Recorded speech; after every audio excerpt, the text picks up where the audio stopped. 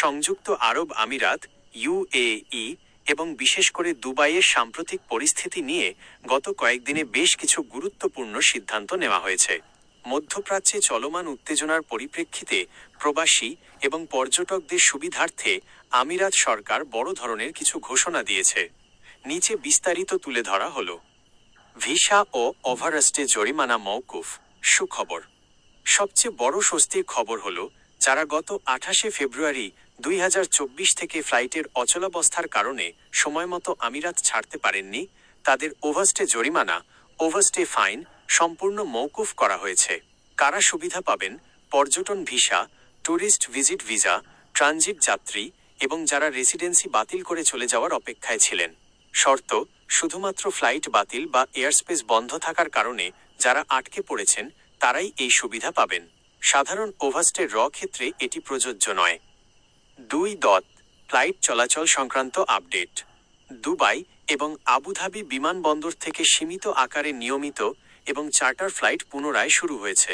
Flight সংখ্যা বর্তমানে প্রতি ঘন্টায় প্রায় 48টি ফ্লাইট পরিচালনার সক্ষমতা অর্জন করেছে বিমানবন্দর কর্তৃপক্ষ। বিশেষ ফ্লাইট: বাংলাদেশ সহ বিভিন্ন দেশের আটকে পড়া যাত্রীদের জন্য বিশেষ বা অ্যাডহক ফ্লাইট পরিচালনা করছে এয়ার ইন্ডিয়া এক্সপ্রেস, সালাম এয়ার এবং অন্যান্য স্থানীয় বিমান সংস্থা। পরামর্শ: নিশ্চিত টিকিট ছাড়া বিমানবন্দরে না যাওয়ার পরামর্শ দেওয়া হয়েছে। ভ্রমণের আগে অবশ্যই আপনার এয়ারলাইন্সের সাথে যোগাযোগ করুন। 3. দূতাবাস ও কনস্যুলার সেবা। আঞ্চলিক পরিস্থিতির কারণে কিছু দেশের দূতাবাস, যেমন যুক্তরাষ্ট্র, তাদের নিয়মিত ভিসা এবং কনস্যুলার সেবা সাময়িকভাবে স্থগিত করেছে। তবে জরুরি সেবার জন্য হটলাইন খোলা রয়েছে। বাংলাদেশ দূতাবাস, কনস্যুলেট বর্তমান পরিস্থিতিতে প্রবাসী বাংলাদেশিদের যে কোনো জরুরি প্রয়োজনে সরাসরি সংশ্লিষ্ট কনস্যুলেট বা দূতাবাসের অফিসিয়াল পেজ ও হেল্পলাইনে যোগাযোগ করতে বলা হয়েছে। 4. আইডেন্টিটি ও সিটিজেনশিপ অথরিটির আইসিপি পদক্ষেপ।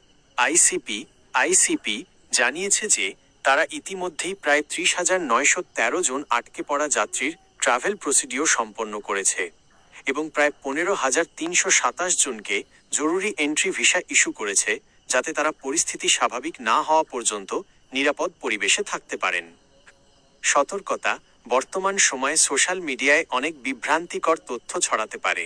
দুবাই পুলিশ এবং কর্তৃপক্ষ অনুরোধ করেছে শুধুমাত্র অফিসিয়াল উৎস, যেমন ওয়াম, আইসিপি বা সংশ্লিষ্ট মন্ত্রণালয় থেকে তথ্য যাচাই করতে। আপনি কি নির্দিষ্ট কোনো দেশের ফ্লাইটের সময়সূচি বা আপনার ভিসার মেয়াদ বাড়ানোর প্রক্রিয়া সম্পর্কে জানতে চান? আমি আপনাকে সেই বিষয়ে আরও বিস্তারিত তথ্য দিয়ে সাহায্য করতে পারি।